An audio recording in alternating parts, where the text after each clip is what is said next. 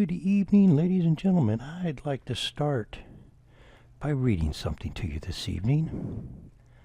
The unanimous declaration of the 13 United States of America, when in the course of human events it becomes necessary for one people to dissolve the political bands which have connected them with another, and to assume among the powers of the earth that separate the equal station to which the laws of nature and of nature's God entitle them, a decent respect to the opinions of mankind requires that they should declare the causes which impel them to the separation. We hold these truths to be self-evident, that all men are created equal, that they are endowed by their Creator with certain unalienable rights, that among these are life, liberty, and the pursuit of happiness, that to secure these rights governments are instituted among men, deriving their just powers from the consent of the governed, that whenever any form of government becomes destructive to these ends, it is the right of the people to alter or to abolish it, and to institute new government, laying its foundation on such principles and organizations and its powers in such form as to them shall seem most likely to affect their safety and happiness. Prudence, indeed, will dictate that governments long established should not be changed for light and transient causes, and accordingly all experience hath shown that mankind are more disposed to suffer, while evils are sufferable, than to right themselves by abolishing the forms to which they are accustomed. But when a long train of abuses and usurpations, pursuing invariably the same object, evinces to design to reduce them under absolute despotism, it is their right, it is their duty to throw off such government and to provide new guards for their future security. Such has been the patent suffrage of these colonies, and such is now the necessity which constrains them to alter their former systems of government. The history of the present King of Great Britain is a history of repeated injuries and usurpations, all having in direct object the establishment of absolute tyranny over these states. To provide this, let facts be submitted to a candid world. That, ladies and gentlemen, is the beginning of our Declaration of Independence, and that was written in the Congress July 4th, 1776. And it goes on to list the complaints that the states had against their governor, the government of England. Every single one was oppressive. The Declaration of Independence, ladies and gentlemen, is only 1,458 words long.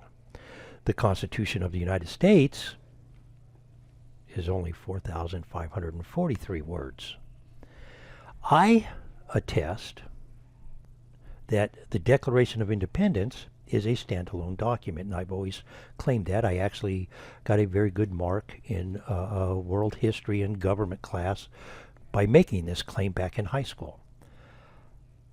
The reason I say that is because without the Declaration of Independence, the United States of America would have no Constitution.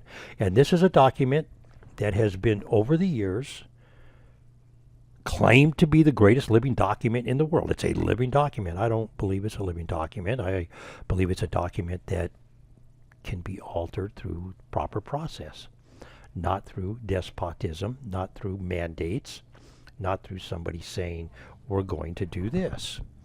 That said, I decided to put this together because I watched somebody who follows me on Twitter, and I'm humbled, Scott Baio. We follow each other, actually. But he did a YouTube video the other day, and I watched it, and it was, let's talk. Scott and I are about the same age, give or take a couple years. And of course, for those of you who don't know Scott Baio, he was kind of big in TV when I was growing up back in my 20s. He played Chachi on Happy Days, and he's kind of been in show business off and on for 50 years, had a pretty successful career at it. And he's become pretty outspoken about what's going on in our society right now.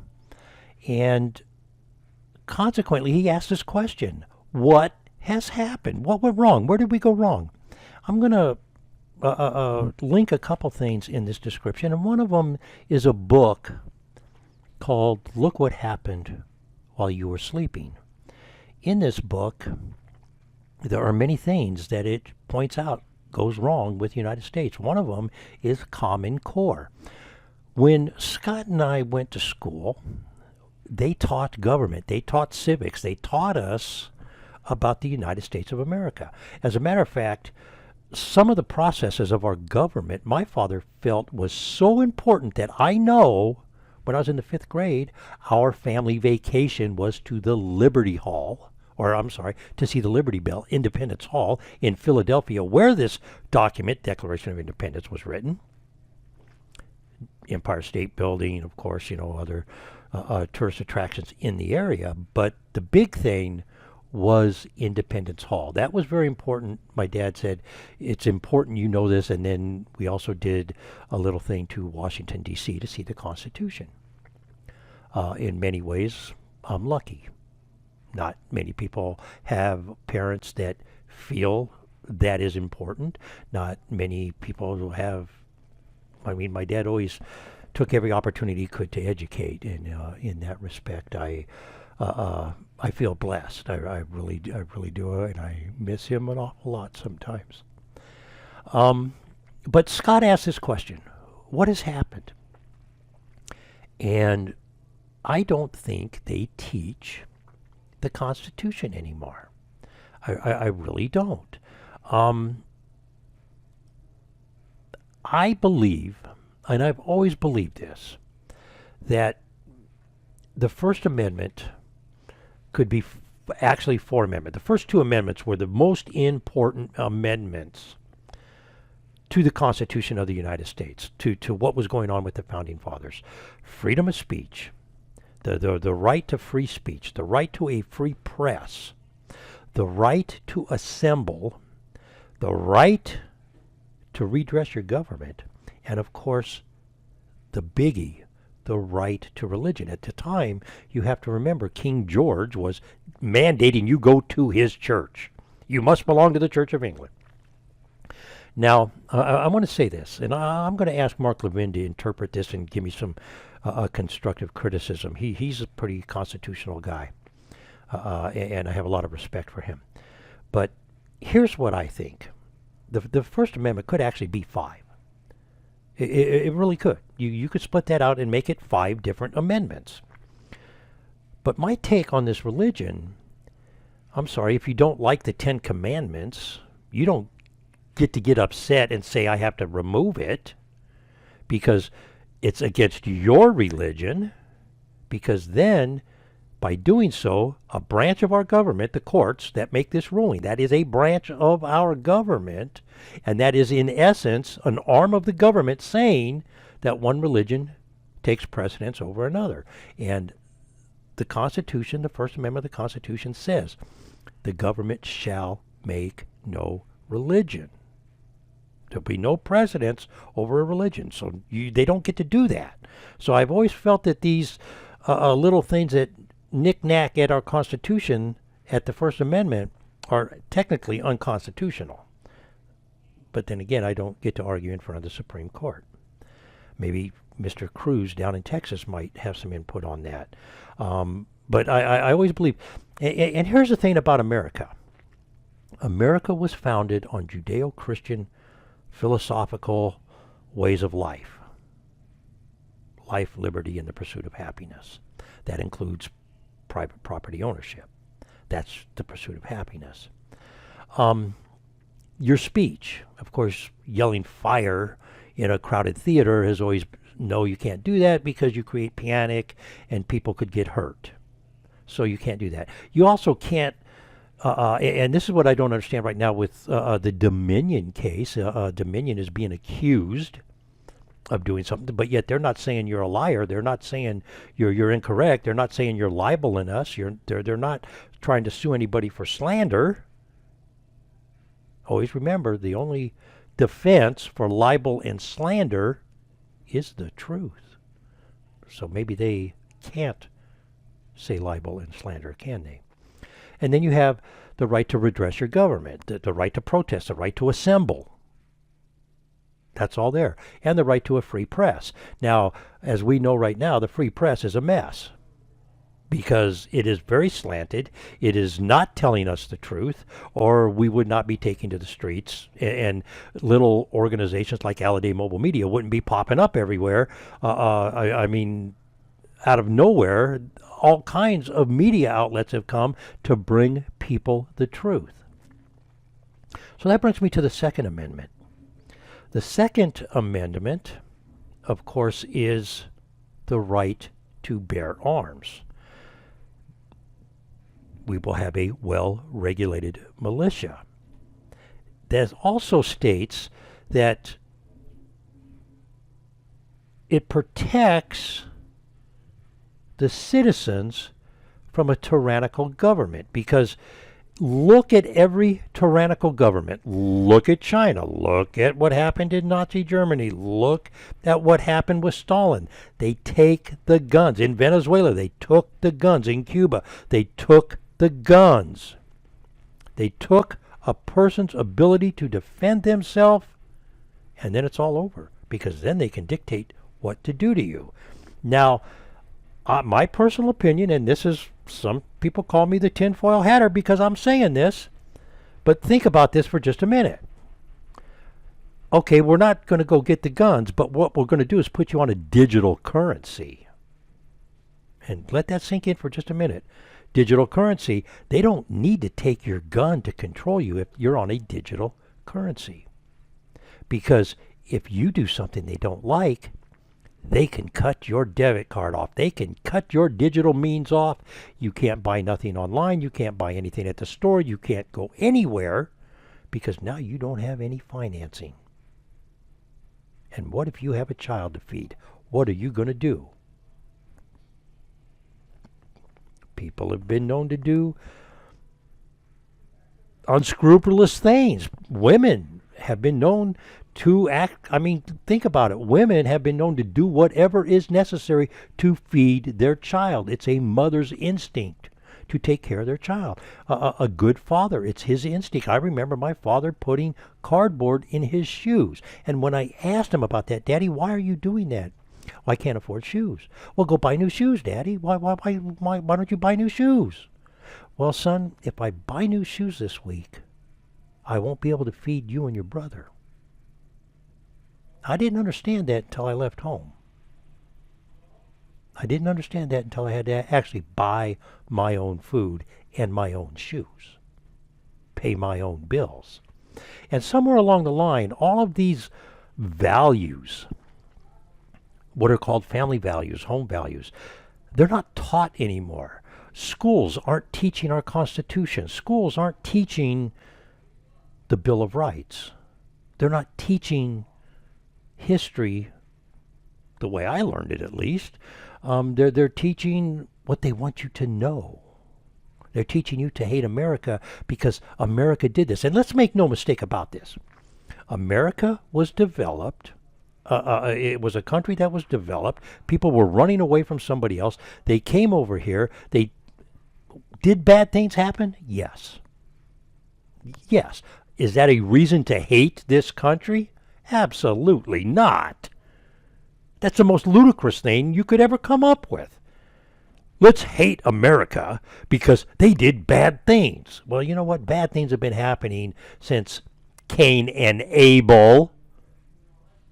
So let's get real. Adam and Eve. Bad things have been happening from the very beginning of written time. Human beings do bad things to each other. But that doesn't make America as a country as a whole a bad country. America, many people, they'll tell you, it's the last bastion of freedom on the planet.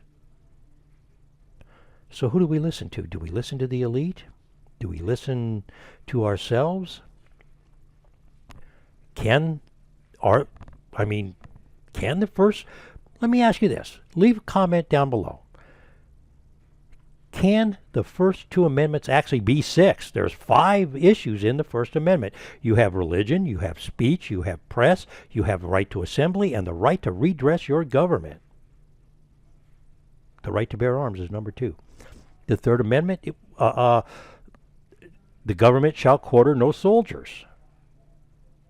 And I sure hope that doesn't come into play, because that's the road we're getting ready to go down. Think about that for just a minute when they're trying to shut Thanksgiving and Christmas down. Think about that for just a minute. I would like to thank Scott Baio. Halliday Mobile Media says, thank you, Scott Baio, for throwing that YouTube video up. I am going to link that in the description so you can go listen to what he's saying. He's kind of technologically challenged like I am. I'm learning a lot of stuff. He didn't really know how to. It was kind of amusing. I did laugh at you, Scott. Sorry, but he said he didn't know what he was doing, and he just kind of stumbled through some stuff. But it was a great video, and I think you should go listen to it. It says a lot. It says a lot about the state of our country and where we are today. Can the first 2 amendments actually be 6? Is the Declaration of Independence a standalone document? I believe it is, and the Constitution of the United States of America reinforces it. And the reason I say that, without the Declaration of Independence, we have no Constitution of the United States of America. On that note, ladies and gentlemen, I am going to leave you, and I'm drawing a blank on who my lead-in was with the fife and drum beat. Let me see if I can find it real fast for you here. Nope, I can't. Oh my gosh.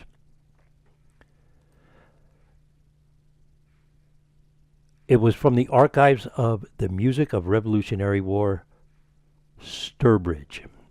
Thank you very much for allowing me to use that. It's a free download. You can download it and use it if you have something you want to do. Archive.org. Music of the Revolutionary War is where I got that from. Thanks, guys, for letting me use that. Thank you to Scott Baio for giving me the idea to put this together and asking that question. And like I said, the link to his video on YouTube is in the description. And hey, I think he's right. Let's have a conversation. It's time to stop the madness and figure out what's really going on, ladies and gentlemen. For Halliday Mobile Media, check out the website, alladaymobilemedia.com, alladaymobilemedia.com. We have Recipe of the Week. I'm getting ready to go do a cranberry sauce for Thanksgiving dinner. It'll be on there. The recipe will be on the website, ladies and gentlemen. Good life, good food. Recipe of the Week. Check the page out. And for all of us here at Halliday Mobile Media, I hope you have a great Thanksgiving.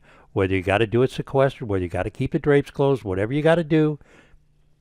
Let's have a great night. Let's have a great Thanksgiving. Have a terrific weekend, ladies and gentlemen. And let's all be safe out there, huh?